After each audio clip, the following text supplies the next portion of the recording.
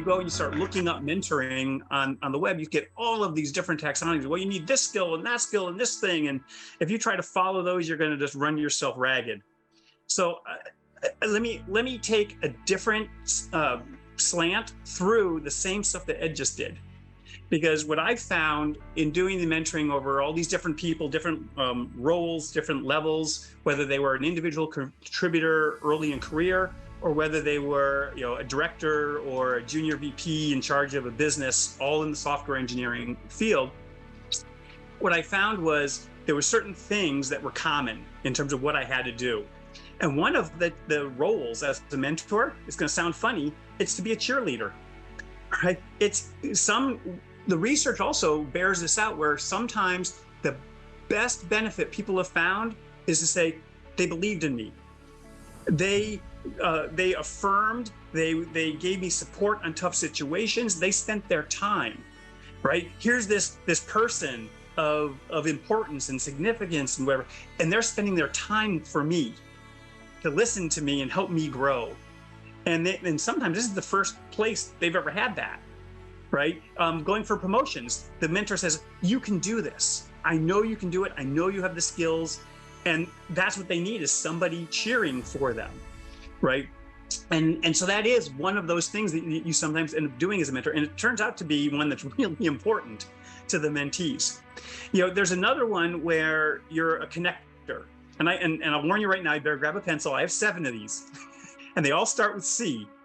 But they're all different things. See, we love our taxonomies, but it's a connector. This is where maybe you're using your network and you're connecting them with other people who can help them with a particular problem or with a particular skill set, or maybe there's an opportunity that you want them to explore.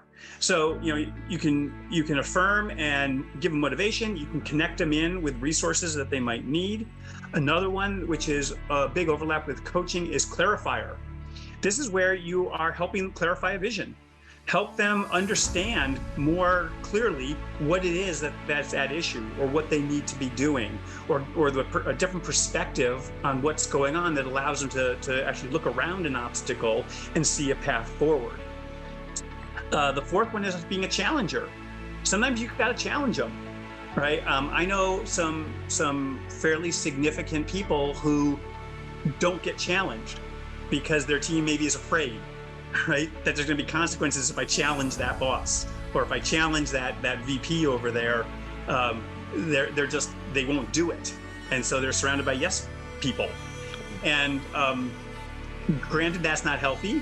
And as a protege, I've worked with people say, look, people aren't necessarily comfortable coming to you with challenges or criticisms because of a communication style. So let's work on that.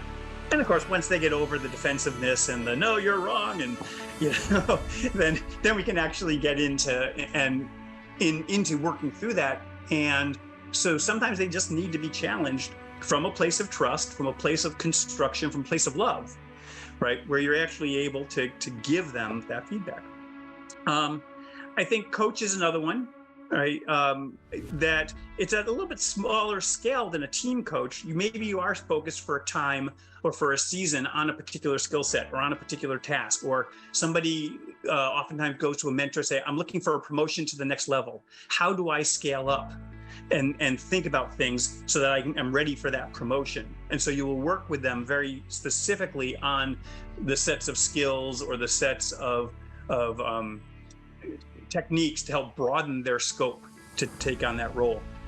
Another one is the consultant, where they're actually looking to you to help them solve a problem, right? They want advice. They want to come up with a solution. And this is where you come in, you really do problem solving with them. Hopefully it's much more collaborative, right? As they're growing, they're self-propelled, but you really are coming in as a consultant, helping them understand, ask the questions about where the challenges are, and then working with them on creating a specific solution to that problem. And then the last one, this one's a little harder. You're a counselor, right? You need to create a safe place where they can come and ask questions And this is like, if they're not in Pinnacle Forum, then they may not have that forum, right? Where they can be authentic and open and talk to some people who really, love them and are invested in their growth.